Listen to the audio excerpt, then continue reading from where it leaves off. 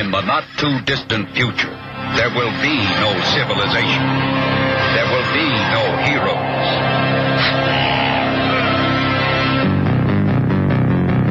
They say people don't believe in heroes anymore. Well, damn them. Human Elax. Hello, everyone, and welcome to Go Watch a Movie. I'm Kelvin. And I'm Robert. This is episode 69, dude. And today we have a very special show and a very special guest, Paul from the Countdown Movie and TV Review. Paul, how's it going? It's going great. Thank you so much, Kelvin. Thank you, Robert, for having me on. It's a pleasure to be here from the other side of the world, where it's a lot warmer, I reckon, than where you are. Yes, it is freezing. Right? I think it's like -1. Yeah, or it's 1. it's in the negatives. That's -1 Fahrenheit, right? Yes. Yeah, okay. Yes. So it was about 96 here today, Fahrenheit. So, Paul, tell us a little bit about yourself.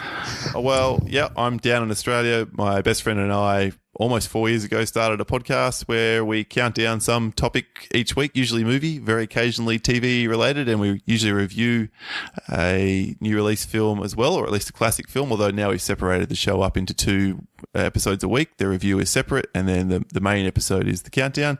And it's basically my friend and I throwing shade at each other about the poor choices we think the other person makes and getting listeners involved in each week's topic. And it is a very, very fun show. And I just wanted to make you feel a little bit more at home by saying, eat all the asses, Paul. Thank you very much. But today we're covering Mad Max in every way, shape, or form that we can. And I'm just excited because I rewatched these and it was so much fun rewatching these movies. So I can't wait to dive in. We're going to skip the entertainment news and just dive right into it. So Mad Max 1, I guess it's just called Mad Max. Right.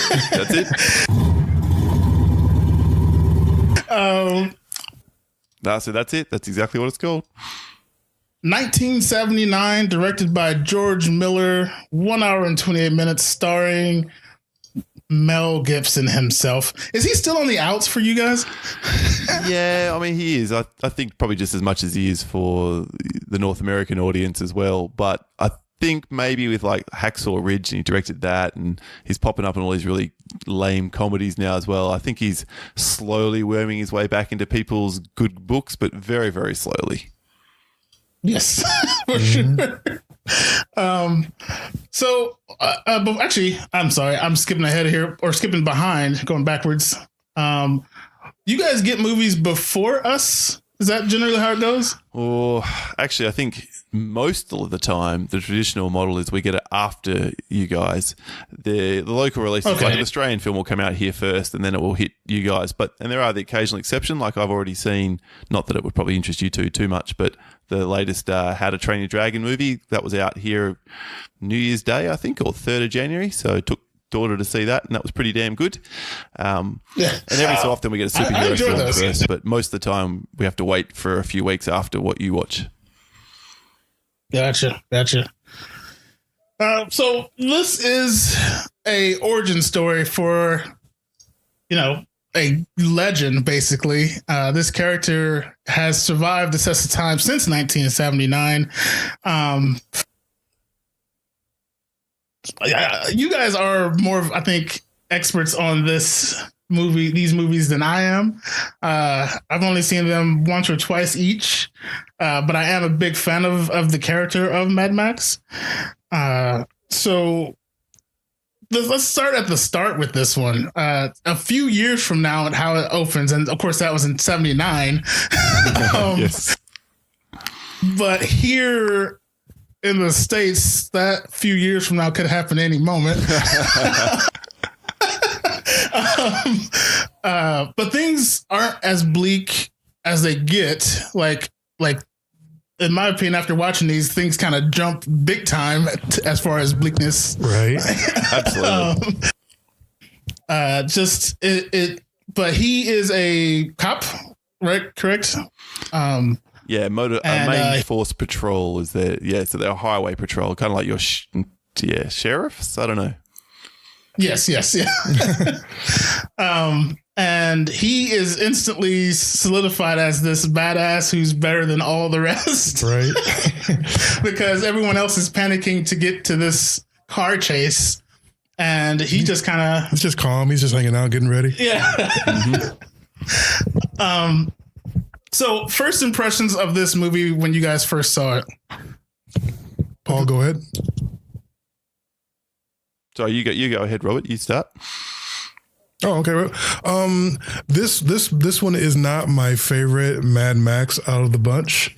I did see this one, before all the other ones, but it didn't really make a huge mark on me.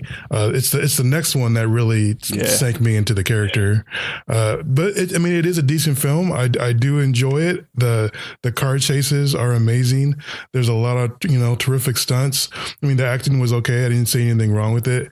It's got some deeper themes in it too. How he kind of describes how if he stays out there, he's going to become more like them. So he wants to kind of get away from that.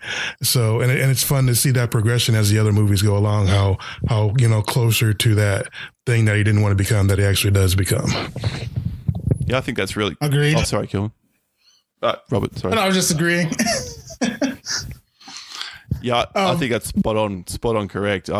This film is good for a 1979 film, and the budget was only Australian dollars, which is pretty low compared to your dollar anyway. It was only made for between $350,000 and $400,000, and it took $100 million worldwide.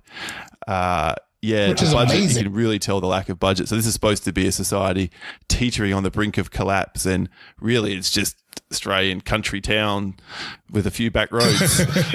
I never got any real sense of the apocalypse impending. There's one scene where they're trying to steal a whole bunch of petrol or fuel from a tanker as it's driving by, but otherwise it could just be any Sunday afternoon out in the country in Australia, really, and that's all to do with the budget, I think.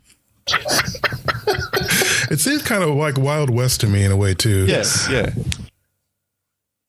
But I think for that budget, they pulled it off spectacularly. Like, I kind of get the same feel like the Evil Dead series. Yeah. It's like in part one, we didn't have the budget. I'm so glad you said that, because I was going to make a huge point about Evil Dead, because I feel like there's an Evil Dead like thing going on with these movies. Like Evil Dead did it, and now I think Mad Max did it, where they started out low. Which was first? And then with, I think Mad Max, I want to say, I could be completely wrong there. Okay. But they do a thing where they started out low budget and they had a great idea and they made the best movie they probably could at the time. Mm-hmm. And then the next time they made one, they took what was great about the previous film and they just made a better, not like a better version, but even though, the story continues on, but they made a better movie. Like, this is what we wanted to do. Yeah. And then they keep doing that over and over again. And Evil Dead did that 3 times. Mm-hmm. Well, 3 with our boy Bruce. Yeah. And then I think Mad Max did the same exact thing. It just, every single time you watch a new Mad Max movie, it takes something from the last one and pumps it up even higher. It's ridiculous how much more extravagant it gets and just bigger and bolder. It's just amazing how they did that. Agreed. I just, my initial takes from this one, it's Max, to see him so, like, you can tell when he's on the job, he's all about the business. He's all action, but then you get an idea of who he is when he's with his family, which I enjoyed as well, the personal thing. My only question here is, who is the guy with the samurai sword? Anybody know? He was talking to the chief, and he had like a samurai sword and like a fencer's mask on in one scene. I don't remember that bit. I don't recall. But there's also a guy with a samurai sword in the next. Isn't it weird how they take little bits from each movie from previously and then they put it in there? So it's kind of like a little Google Easter egg. What do you guys think of the chief? This kind of big, what's his name? Fifi, yeah. He stood out to me because he's not sure, like, he's big and brooding, but at the same time he's eccentric as all get out. Mm-hmm. Yeah, it was a pretty strange police force, wasn't it? Or highway patrol force. They seem to be kind of just barely strung together. They've got a chief or a captain or whatever, and he seems to have to run a pretty loose ship. They go off and do their own things. They crash their cars all the time. He has a bit of a grumble about it. It's nothing like the police chiefs we're used to seeing in most of the films from that era and through the 80s and 90s as well. Yeah, the angry black man normally. So when Max gets involved in this chase, we encounter Knight Rider. Who is this insane, crazy person who is avoiding the cops, driving everyone, like off the road, but Max just plays a game with chicken with him and instantly breaks him. Yeah. He goes from I'm suicidal, I'm gonna fucking kill everybody. Wow. I am the Knight Rider. I'm a fuel-injected suicide machine. I am a rocker. I'm a roller. I'm a controller. You must have seen something the way Max was driving. Yeah, that's true. They drive home the fact that Max is, Max is Max. Mm-hmm. You can't shake that. So that kind of it sent me for a loop seeing him like break that easily, and then moving from there, just I don't know. I kind of wanted more out of that little scene because Max didn't really do anything to him other than beat him in a game of chicken. Yep. Right. Maybe that's all it took. Yeah, I guess he wasn't the craziest. But yeah, it did prove how good, how cool, calm, and collected he was. He was kind of like you guys said, the next level. He's the best of the best, and you don't mess. Well, Max is on the job. Yeah, we'll be okay, type thing. So it's effective at least at showing that he's unflappable compared to everybody else, basically. Exactly.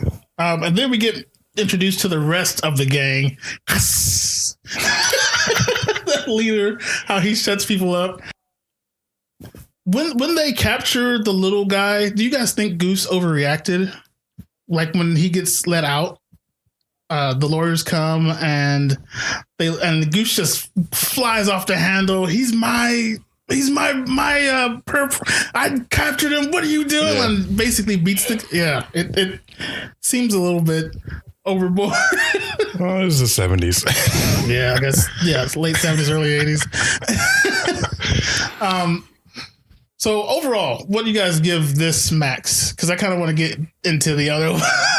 This is an origin story. It's making the Max we know and love. Robert? Well, from like I said before, I mean, it's not my favorite of the bunch, but it does do a lot of stuff right. And I do really like the villain. I like his look. I like the little tuft of white that he has in his hair. I like to point out that in the future Mad Max movies, he starts to develop little gray tufts in his hair. He almost starts to mirror that first villain. Oh, okay. From I don't know if anyone else noticed that or but I thought that was kind of cool. I mean, like I said, they're taking stuff from these other movies and they just keep reusing it in better ways. So it's just, I love that there's a progression. You get to basically, you're just growing with this character completely. Paul? Yeah, look, I think it's a fine film for its time, and especially when you consider its budget. And you can see the kernels of the talent that George Miller has, which will come out in later films in his career, especially towards the end of this particular series of films. But overall, it's not a great film unto itself. It's very. I don't know. It does have a couple of thrilling scenes, but it's quite slow, really, way slower than I remembered it being. So when I rewatched it for this purpose for today's show, I was kind of shocked that it really sort of just cruises through the second act with the bad guys doing, some bad guy stuff here and there. I'm not making light of what they do. It's awful, but it was nowhere near as bad as what I remembered. And then finally they target Max's family, and that's what sets him off. And really, we only get 10, 12 minutes of Max being, so to speak, mad. That was a little bit disappointing. Yeah, exactly. Yeah. You're right. Not to point that out. Like, they were just kind of like teenagers wrecking a town, like a bar fights and things like that. I guess they did chase down and beat and rape someone, but other than I think this is a perfect introduction to the character. I will point out this. Do you guys think, or ask this, I guess, do you guys think this movie would have stand the test of time if there weren't any more Maxes? I don't think it would have. Agreed. No? I think it probably would have been like a cult classic type deal, or fan favorite from way back when. But I don't think it would have the same hype or the same just draw as if the other movies weren't there. Can't argue with Alright. that. Reckon that's spot on right. Well, that'll bring us to Mad Max 2 or The Road Warrior. Road Warrior, yeah. Sorry, Google calls it Mad Max 2. 1981, Mel Gibson's George Miller again. And we get introduced to the gyro captain, Bruce Spence. All right. This one solidifies Max. Yep. This gives us Mad Max for sure. It sets up that post-apocalyptic world. I think that one wanted to show, but quite couldn't. The world is basically gone. Most of the world is desert. Was this all shot in Australia as well? Do you know? Pretty sure. Yep. But yeah, it's just amazingness. I love this one. This is where I fell in love with Max. This is the one. We'll start with you, Robert. Your overall thoughts of this Max, character-wise, villains. Again, I'm going to feel like I'm repeating myself, but they just took what was good about that first one and they just completely blew it up. The skill level that was used in this one is so much higher than the last. Not to say that the talent wasn't there, but they just really refined it and brought us something that was just. He had to have been just sitting around thinking how can I make this better? Or my vision of this thing, I still want to create this character and make him better.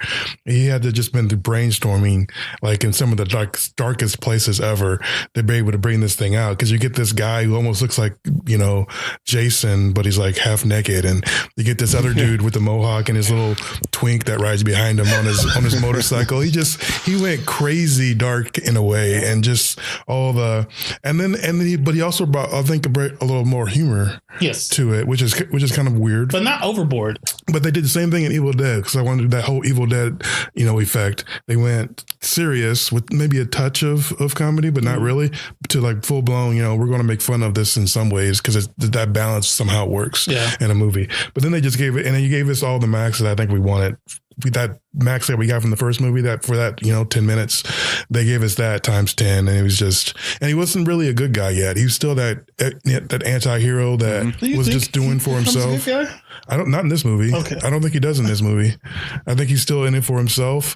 There is a scene that I love that after they wreck, he tries to get away, they wreck, and then the guy in the gyrocopter brings him back in, and he's laying there, and you just see an aerial shot of looking past his face down at the ground. It's like he's almost being kind of reborn in that moment.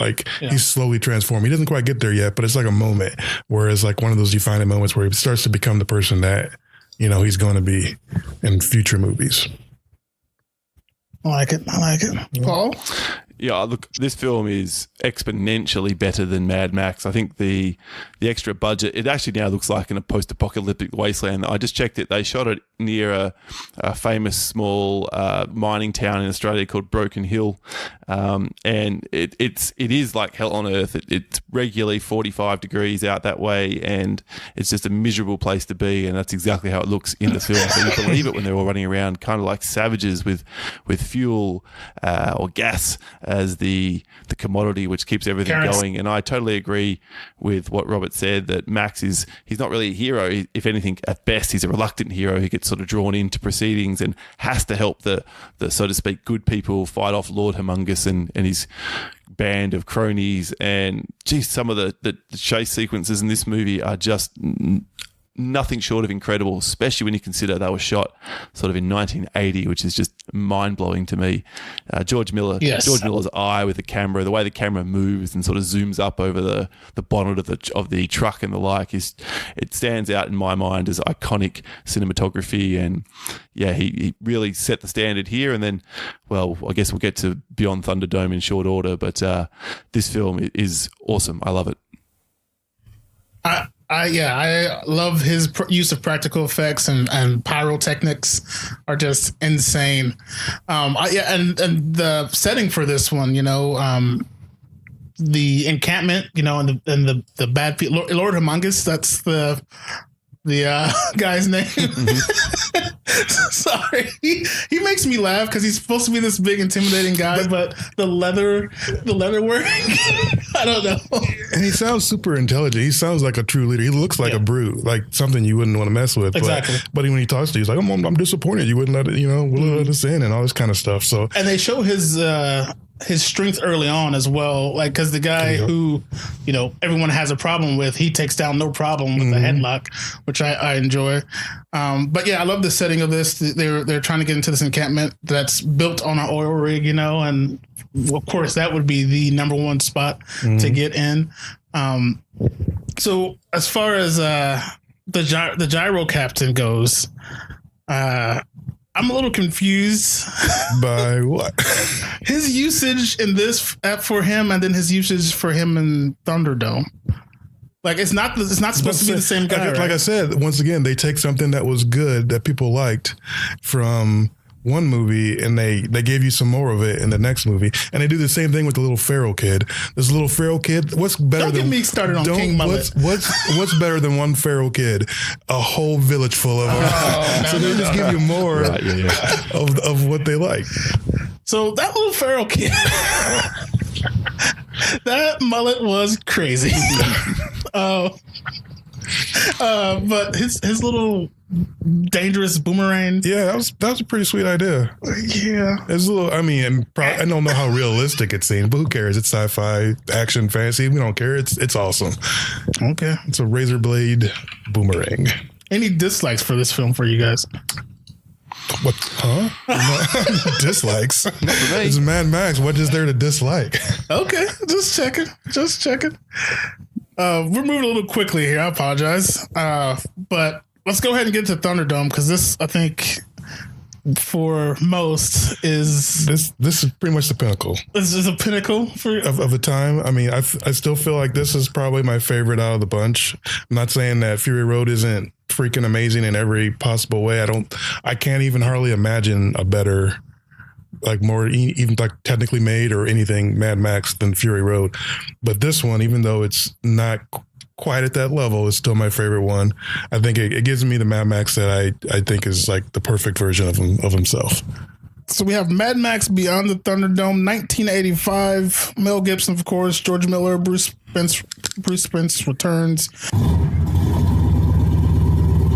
Tina Turner joins. Strange addition. Angry Anderson, but it makes sense for the 80s, right? I know, and I will say this. I do feel like, I don't know if Paul feels this way, but this one, I mean, as they go along, don't they kind of feel like they're like making them more for like a North American audience than they are anybody else? Like it becomes easier for us to consume, I think, than like the first one. I don't know. Paul, what do you think about that? I think I heard Kelvin Robert say that he was Mad Max Beyond Thunderdome his favorite of the three. Yes. Yep. Wow. And then I asked, I asked you if you thought that as the Mad Max movies have gone along, that they're making them more for like maybe a North American audience than they are anyone else. Does it feel like it's become like more? Yeah, maybe. That's the only thing I can... You said Tina Turner, weird addition. I totally agree. And there's a good reason that Tina Turner didn't continue her acting career too far beyond this film, I think. Yes. And although I will give her the award for the world's most impressive pair of shoulder pads on an outfit I've ever seen. They are incredible. But so I gotta. this film for me, and I don't mean to be to go against you deliberately, Robert, but I was amazed how poor this one was compared to the last one. I'm like, how far backwards have we gone here? Like, it's got a better production budget. The sets are better, sure, but what is this film? Why is Max not doing anything at all?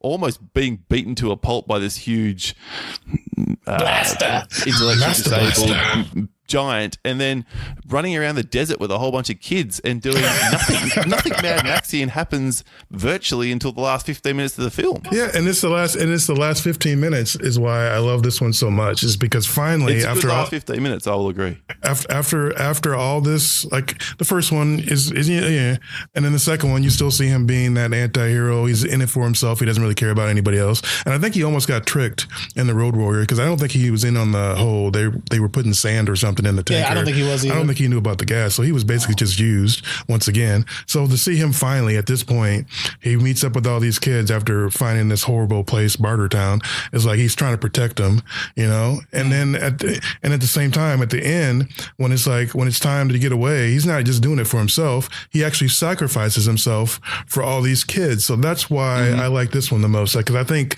Mad Max as a character goes the farthest that he can really go as a character, sacrificing himself and finally being that hero for people, somebody other than himself. I have to say, after rewatching this movie, I used to love this one. You didn't like it? That changed. Like watching them in order the way I did recently for this, I was like, wait a minute, this is a complete left turn for the character. You think so? Yep. All of a sudden, like I was waiting them to say Bangarang Rufio. Like, like, what is going on here? Like, seemed like a mashup of everything that was like they were trying to be popular and not be true to themselves. What made Max great in the first two, and this is almost like Army of Darkness. Yeah. Evil. I mean, they do take it. Like I said, there's a progression. Goes that much farther, and they add a whole bunch of more humor, a whole bunch of more. I mean, a little bit of everything.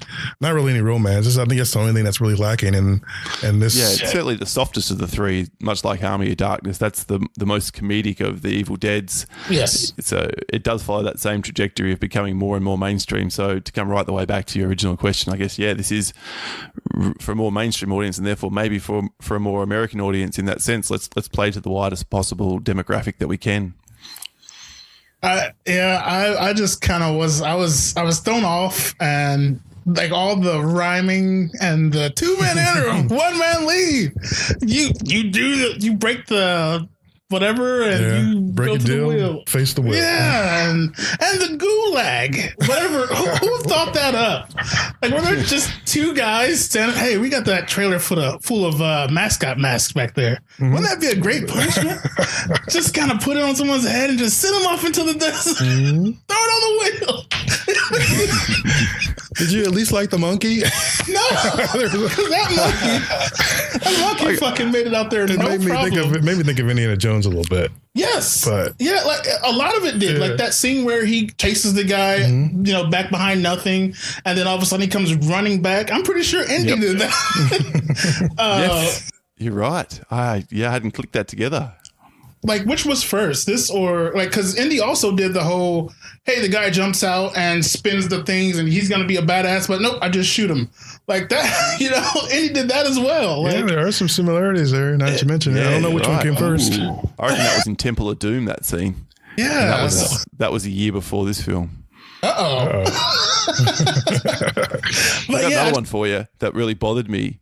So the youngest kid amongst all the kids is what, 8, 9 years old? Mm-hmm. So all the adults leave, the pilot leaves, Max they think is the foretold, whatever his name is, can't remember what they call him. Captain Walker. Yeah. Walker. That means these kids have lost the ability to speak English inside 8 years, and the eldest kids look like they're like 16, 17. I'm like, that doesn't ring true at all. Why have we made up our own dialogue in 8 years' time? That's just ridiculous.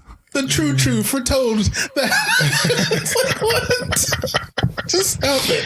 It bothered me. Yeah. Like, yeah. I always let those things go because it's like it's fantasy, it's sci-fi. I'm like, Yeah. it's okay. Sometimes it's okay. Like, I guess I had saw this as a, like as out of order, and I watched it and I enjoyed it. It was a fun film back in the day, but like I said, it just doesn't fit the previous two for me, and it kind of just took that character on a route that I did not expect. All right. I mean, when you get a little bit older, sometimes you get a little bit of a sense of humor. You don't take things quite as seriously as when you're young. When you're young, it's all black and white. It's like, oh man, somebody died, I'm angry, or somebody said something mean about me, I'm upset, I'm going to run them over with my car. But now it's like, oh, they stole my camels. That's okay, I'll get them back. Yeah. It's that sort of thing. You're mature, and that's kind of how I feel this movie kind of represents the character a little bit. Gotcha. I don't know. So you're saying we soften with age, are you, Robert? Yeah, we soften with age, exactly. And I would totally agree with you if not for the next film in the series.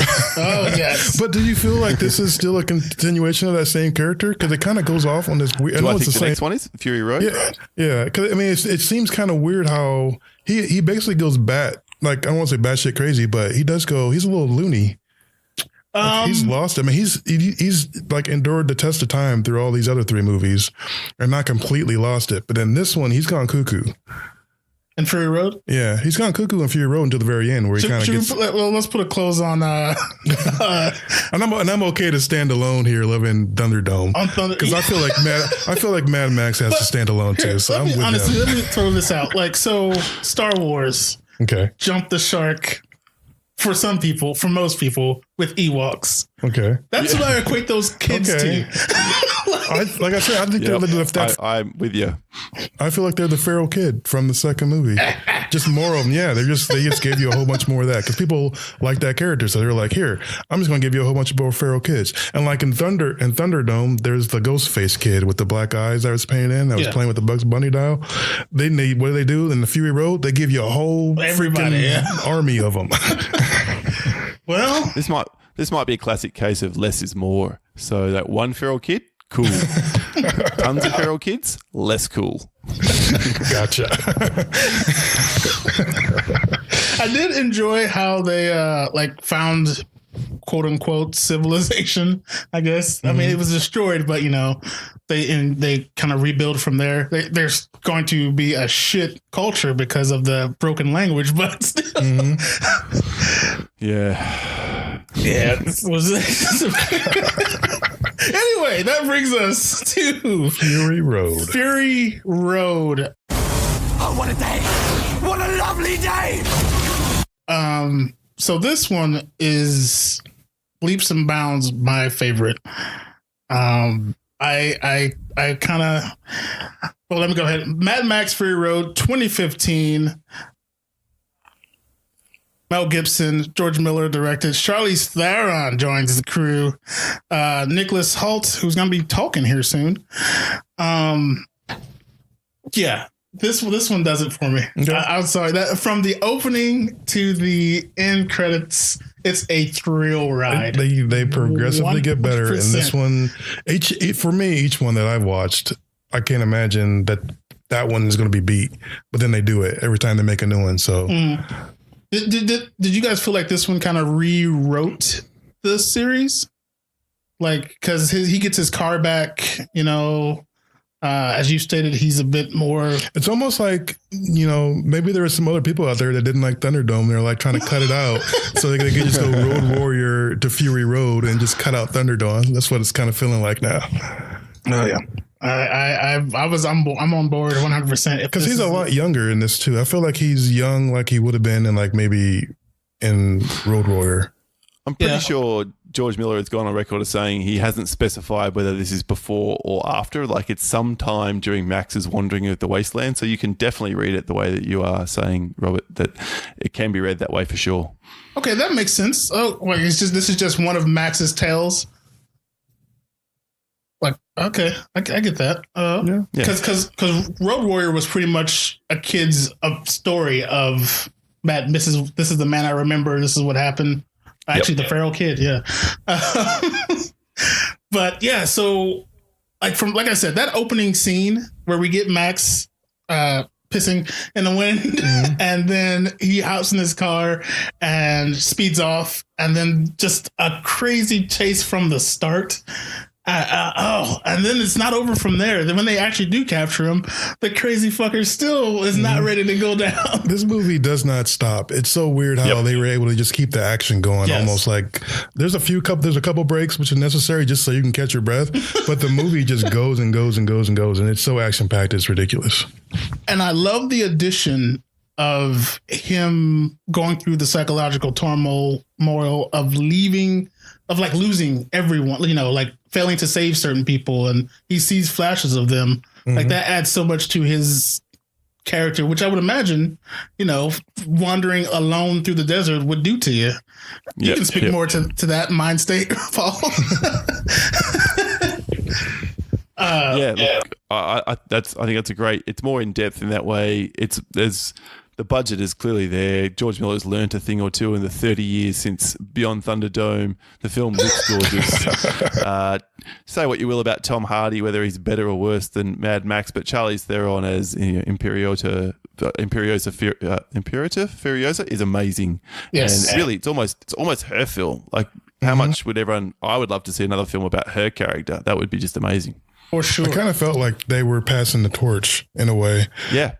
It's to her, and then I know it's during the time where we have the whole. I don't know if you have a Me Too movement going on down there too, or women just blowing up everything and being spectacular. It's definitely happening in the cinema. But sure. I mean, that's kind of what I felt like her audition was for. Was just grabbing a hold of that wave and riding it. It worked. It worked 100%. For sure. This villain with Joe, was it? I think it's just Joe, right? Something Joe. Yeah, I don't remember his name. Imoten Joe. Yes. I thought him having more of a purpose other than just gas. Yeah, it was just getting his wives back, but he had this whole thriving civilization that he had set up. Cruelly, apparently. Yeah, it wasn't really thriving because they were like suffering down there on the bottom, but everybody else up top. They were suffering, but he was fine. Yeah, he was doing good. It was a nice, obvious add-on because they live in a desert. So yeah, he controls the water. So that makes sense that he would, even more than fuel or gas, he would control society if he controls the water supply. So it's smart. Mm-hmm. And going back on fuel, I'm sorry, let me step back. Pig shit, really? It makes sense. It makes sense. But yeah, this Fury Road is a non-stop chase. Like the entire movie is basically one big road chase, desert chase, and I just freaking love every aspect of that. And then you get introduced to the other barons or lords of the land, which just I just love every aspect of this film. Did you guys have any, I don't know, drawbacks for this one, dislikes for this one? Paul, go ahead. Oh, dislikes. Okay. No, honestly, I watched this movie the first time and I was blown away. It was one of the best times I had in the cinema that year. I've since bought it on Blu-ray, then I bought it on 4K. I've probably lost count the number of times I've watched it in the last 4 years coming up on. It's just, as you said, thrilling from start to finish. I even like the way it ends. I love the soundtrack. Junkie XL did the soundtrack. It's phenomenal. Some of my mates, a couple of my good mates get stuck into me because they hate this film, and they know it drives me insane that they hate it. Why do they hate it? They say, it's just, they go on a chase out there and they turn around and they come back. How stupid is that? And I'm like, you guys suck. You do not understand anything. Like, fine, it's your taste, but yeah, I'm really pleased to hear you guys like it a lot too. Not to say that there isn't things wrong with the film. I'm sure if I was a bit more even tempered with the film or a bit more critical, I could find them. But for me, this film is probably the best movie I've seen since I started podcasting. Wow. Yeah, I have to agree. Like this one's just fantastic, and the whole turning around and going back, that made sense. Max realized it made sense, like because who knows what will happen if you travel the desert, and it kind of goes towards who he is. Like he realizes how much he's fucked up just by wandering the desert. I know. So it's why like would he put anyone else through that? You know, let alone these pregnant women. But then what does he do at the end of the movie? Like he goes back and starts wondering again. Yeah, It's like that's my world. Just wandering around is just for Mad Max, and that's his home for whatever reason. But he like wants to help other people. So I think that's just a cool progression of the character. yes, for sure. It feels a bit like to me though. This film is the culmination of his character in one way that the first film, all right, he wants to run away from the highway patrol. In the second film, he's trying to just stay away from all danger, and he reluctantly becomes involved. The third film, he just wants his truck back, his car back, and he doesn't want to get involved as well. This film, he gets dragged into it, and then he becomes a willing participant, so much so he's like, all right, I will help you. I will go back with you, and we will fight to get you safe in your new home, or your old home, I should say. So it's the first time he's turned around and willingly faced danger head on. I think for his character, that's a huge moment. Yeah, I have to agree with that. Like he's There's nothing wrong with this movie. I think can you imagine a better Mad Max than this though? It's gonna be hard. It may not be my favorite Mad Max, but I can't imagine a technically better. I can't imagine a better Mad Max. You even like Thunderdome more than this one? Yes, that's my favorite one. Wow. My mind is blown. Oh, I'm glad I blew somebody's mind today. I would love to see, and I don't know if this would like dampen the Mad Max franchise or put a hindrance on it, like a love child between Furiosa and Max TV series or something like that. I don't see that would ever happening, but nice try. I'd watch that. Can you guys imagine? Like, what's up? Sorry. Apparently, George Miller does have a fifth film planned, but it's all tied up in legalese between Warner Brothers and whoever the other production companies are involved. So that really sucks that it's just legal red tape that stopped us from getting another film having started to be made already. Yeah, that's always the issue when you go from indie to, be like Kevin Smith. Yeah. That's another podcast right there in itself. So let's do a movie by movie. Go watch or not. Part 1, go watch for sure from me. I say just because of the others. Yes. You want to see where it started. So yes. Okay. Okay. Yeah, for me, it's a go watch for sure. I'm okay with that.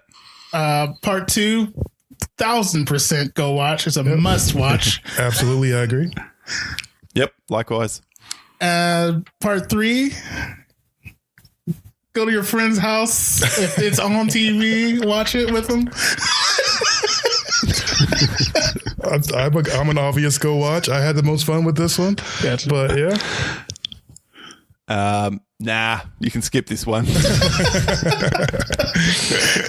And Fury Road, if you can find somewhere showing it on IMAX, go do that and watch it 1,000 times. Get it on any chance you get, because it's amazing. Go watch for me. It's a visual stunner. There's no way you cannot watch this movie. Yep, never stop watching. That's our spin-off podcast. I'm stealing you from Wayne. Never stop watching. Just want to once again thank Paul for joining us. Mad Max Spectacular. Paul, you want to plug anything?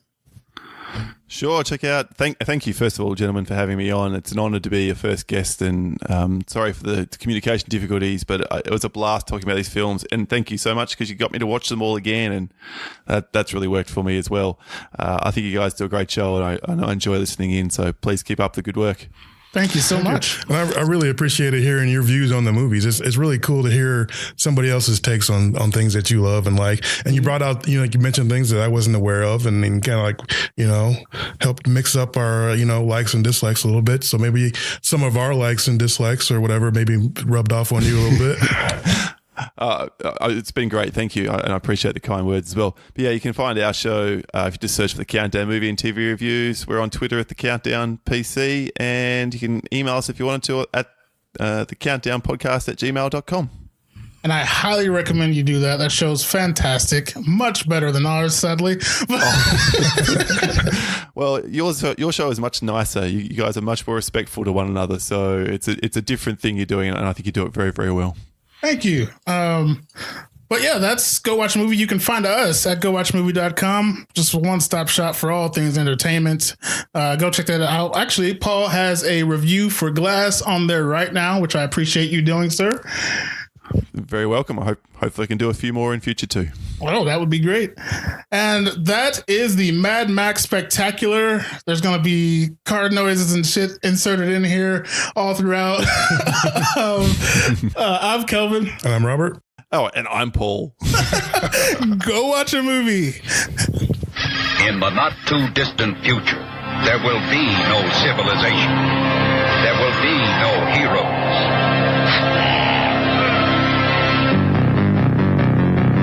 They say people don't believe in heroes anymore.